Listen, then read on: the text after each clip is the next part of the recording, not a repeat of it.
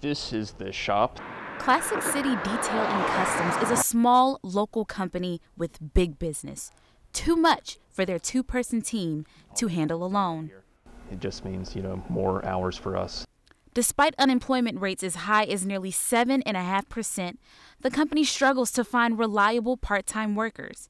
And when they do, it's an even bigger struggle to train them. It's much easier to find someone who is a hard worker and has integrity and is trustworthy and then train them to do what we need to do than to find someone who's sort of, lazy or you can't really trust but sort of knows what to do.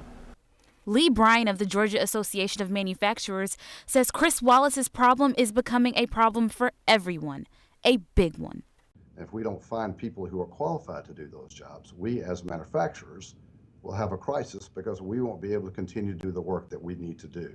Bryan says there are lots of common issues that stop potential employees from getting hired. And so there is a pretty big upfront cost, but it usually works out in the long run much. For Chris Wallace, a change in the workforce means a change in how he hires and trains.